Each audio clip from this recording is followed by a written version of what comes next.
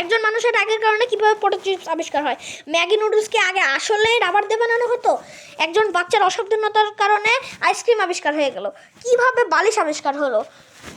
এগুলোই আজকে আপনাদের আমি দেখাবো, যেগুলো আবিষ্কারকের অসাবধানতার জন্য সঠিক জিনিসটা আবিষ্কার হয়ে গিয়েছিল।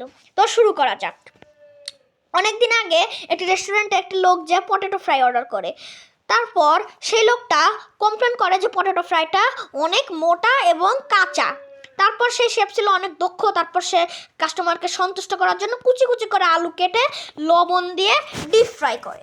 তারপর সেই লোকটা সেটা খেয়ে অনেক পছন্দ হয় এবং তারপর থেকে এটা বিশ্বসেরা পটেটো চিপস হয়ে যায়। ম্যাগি নামটি রাখা হয়েছিল জুলিয়াস ম্যাগি নামে একজন নামের অনুসারে। প্রথমে আমেরিকা এবং চায়নায় ম্যাগিটি লঞ্চ হয়। চায়নার লোকেরা এটা খুব স্বাচ্ছন্দ্যবোধের সাথে খেতে থাকে, বাট আমেরিকানরা মনে করে এটার সাথে নাকি রাবার আছে, রাবার দিয়ে তৈরি।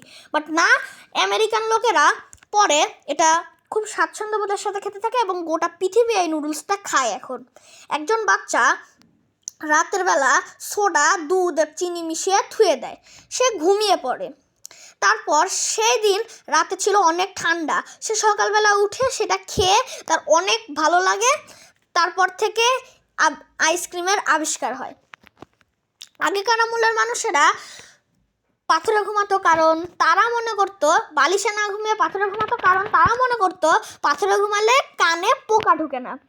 একদিন রাজার একজন লোক কিছু নরম জিনিসের উপরে কাপড় ধুয়ে দেয়, তারপর সেটাতে রাজা ঘুমিয়ে অনেক আরাম পায়। তারপর থেকেই বালিশ বানানোর প্রতিযোগিতা শুরু হয়।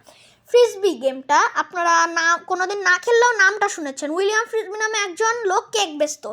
সো কেকের সাথে একটা গোল প্লেটও ফ্রি দিত। কয়েকজন লোক যে সেখানে কেক খেয়ে একটা প্লেট পাইছিল, তো সেইখান থেকে ওরা প্লেট দিয়ে এই খেলাটা খেলতো। তাদের অনেক মজা হয়েছিল, এই জন্য তারা প্রত্যেক দিন যে ওই কেকের দোকানে কেক খাইতো এবং প্লেটটা নিত। তো তখন থেকে এটার নাম ফ্রিসবি। বাবল র্যাপ দেওয়ালে রং করার জন্য, তাই প্রত্যেকটা রঙের বাক্সে আগে বাবল র্যাপ দেওয়া হতো। ব্যবহার না দেখে তারা লক্ষ্য করলো যে বাবল র্যাপ দেয়ালের জন্য উপযুক্ত না এবং দেয়ালের ডিজাইনও নষ্ট করে, তাই বাবল র্যাপ বানানোর আইডিয়াটা উল্টে দেওয়া হলো এবং কিছু দেশে থার্মোকল ব্যান, এই জন্য বাবল র্যাপ আরও বিখ্যাত হয়ে গেল।